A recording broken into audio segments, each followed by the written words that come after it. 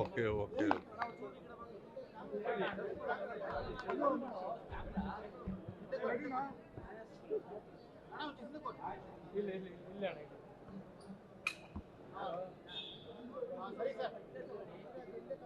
ಪ್ರಶ್ನೆ ಏನಪ್ಪ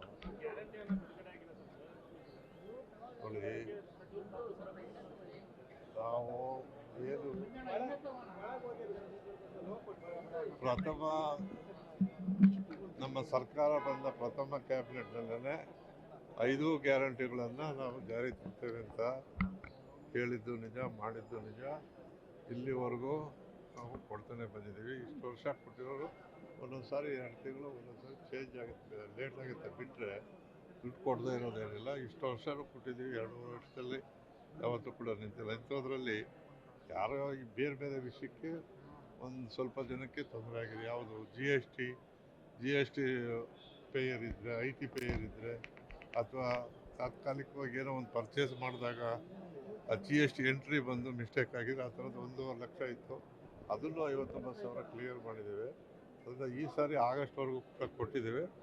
ಇಷ್ಟು ವರ್ಷ ಕೊಟ್ಟಿರೋರು ಇಡೀ ಭಾರತದಲ್ಲಿ ಅನೌನ್ಸ್ ಮಾಡಿ ಕೊಡದೇ ಇರುವಂಥ ರಾಜ್ಯಗಳು ಬೇಕಾದಷ್ಟಿವೆ. ಆದರೆ ಪ್ರಥಮವಾಗಿ ಮಾಡಿದ್ದನ್ನು ನುಡಿದಂತೆ ನಡೆದಿರುವಂಥ ಸರ್ಕಾರ ಮತ್ತು ನೈಜ ಫಲಾನುಭವಿಗಳಿಗೆ ಆಗಸ್ಟ್ವರೆಗೂ ಒಬ್ಬರಿಗೆ ಹೇಳ್ತೀನಿ, ನಿಮಗೂ ಹೇಳ್ತೀನಿ. ಯಾಕೆ ಹತ್ರ ಬೀಳ್ತೀರ? ಮಾಡಿರೋದನ್ನ ಹೇಳಕ್ಕೆ ನೈಜ ಫಲಾನುಭವಿಗಳಿಗೆ ಖಂಡಿತ ಕೊಡ್ತಾನೆ ಇದ್ದೀವಿ. ಮತ್ತು GST ಮಾತ್ರ 1,20,000 ಇತ್ತು, ಅದನ್ನು 59,000 ಕ್ಲಿಯರ್ ಮಾಡಿದ್ದೇವೆ. ಗ್ರಾಮೀಣದವ್ರಿಗೆ ಅರ್ಥ ಆಗಿದೆ, ತಪ್ಪಾಗುತ್ತೆ ಅಂತ ಬಲ್ಲೆ ಕೂಡ ಗೌರ್ಮೆಂಟ್ ಆರ್ಡರ್ ಮಾಡಿದ್ದೇವೆ, ಅದು ಕೂಡ ರಿಲೀಸ್ ಆಗುತ್ತೆ.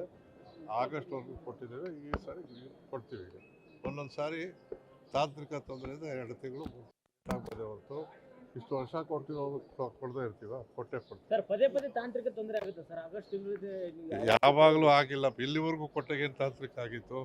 ಯಾರು GST ಬಂದಿರಲ್ಲೋ ಅವ್ರು ಮಾತಾಡ್ತಾರೆ. ನಿಮ್ಮ TV ಮಾತಾಡೋರು ಅವ್ರ ಪಾಪ ನಾನು ಅವ್ರನ್ನ ಇದು ಮಾಡ್ತೀನಿ ಅಂತಲ್ಲ, ಅವ್ರಿಗೆ ವಿಷಯ ಸರಿಯಾಗಿ ತಿಳುವಳಿಕೆ ಇರೋದು. 1,20,000 ಜನಕ್ಕೆ ಬಂದಿಲ್ಲ ಅನ್ನೋವಾಗ ಅಂಥವ್ರು 4 ಜನ ಮಾತಾಡಿದ್ರೆ ಇಡೀ ವ್ಯವಸ್ಥೆನೇ ಕೊಟ್ಟಿಲ್ಲ ಅಂತ ಹೇಳೋಕ್ಕಾಗಲ್ಲ. ಅದಷ್ಟೇ ಹೊರತು ಕೊಡ್ತಾ ಇದ್ದೀವಿ.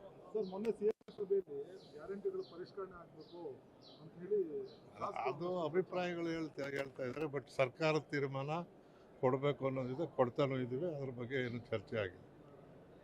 Thank you. ಲೇಟೆಸ್ಟ್ ಹಾಗೂ ಇಂಟ್ರೆಸ್ಟಿಂಗ್ ಸುದ್ದಿಗಳಿಗಾಗಿ ಬಾಸ್ ಟಿವಿ ಕನ್ನಡ ಚಾನೆಲ್ನ ಸಬ್ಸ್ಕ್ರೈಬ್ ಮಾಡಿ. ಹಾಗೆಯೇ ಬೆಲ್ ಐಕಾನ್ ಪ್ರೆಸ್ ಮಾಡಿ. ಇದರ ಜೊತೆಗೆ ಫೇಸ್ಬುಕ್, ಇನ್ಸ್ಟಾಗ್ರಾಮ್, ಎಕ್ಸ್ನಲ್ಲೂ ಮಿಸ್ ಮಾಡದೆ ಫಾಲೋ ಮಾಡಿ.